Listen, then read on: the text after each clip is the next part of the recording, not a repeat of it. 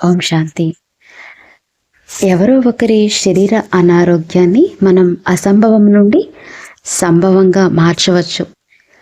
ఎవరివైనా విడిపోతున్న, చెడిపోతున్న సంబంధాల కోసం రోజు మెడిటేషన్ చేయండి, ధ్యానం చేయండి, ఆశీర్వాదాలు ఇవ్వండి.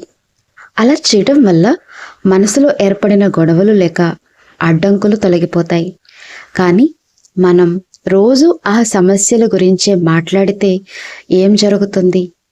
మొదట్లో ఒక చిన్న సమస్య ఉండవచ్చు, కానీ అందరూ దాని గురించే మాట్లాడితే ఆ సమస్య మరింత పెద్దదైపోతుంది.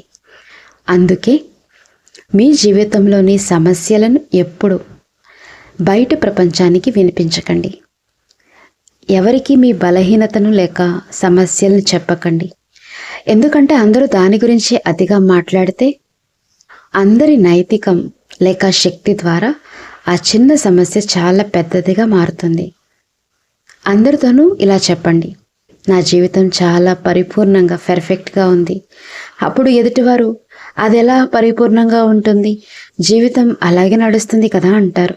ఉదాహరణకు కోవిడ్ తర్వాత వ్యాపారం మరియు ఇళ్లల్లో పరిస్థితులు ఎలా ఉన్నాయని ఎవరైనా అడిగితే ఎదుటివారు దాన్ని సరిదిద్దలేరు కదా. మరి ఆ విషయం వారికి ఎందుకు చెప్పాలి? ఆ మాటలు చెప్పడం వల్ల ఎదుటివారి మనసులో కూడా ప్రతికూల ఆలోచనలు మొదలవుతాయి. ఆ వ్యక్తి ఇంటికి వెళ్ళి తన భార్యతో ఈరోజు మార్కెట్లో పలానా వ్యక్తి ఇలా కలిశాడు, వాళ్ళ వ్యాపారం డౌన్ అయిందంట, ఇంట్లో కూడా సమస్యలు వచ్చాయట అని చెప్తాడు. దాంతో అక్కడ కూడా నెగిటివ్ ఆలోచనలు సృష్టించబడతాయి.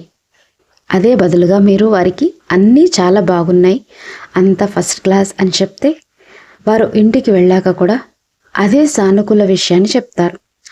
నలుగురు వ్యక్తులు అలా అంతా ఫస్ట్ క్లాస్ అని చెప్తే మనసులో ఏర్పడిన చిన్న చిన్న ప్రతికూల భావాలు లేక గాయాలు కూడా మెడిటేషన్ శక్తి వల్ల తొలగిపోతాయి.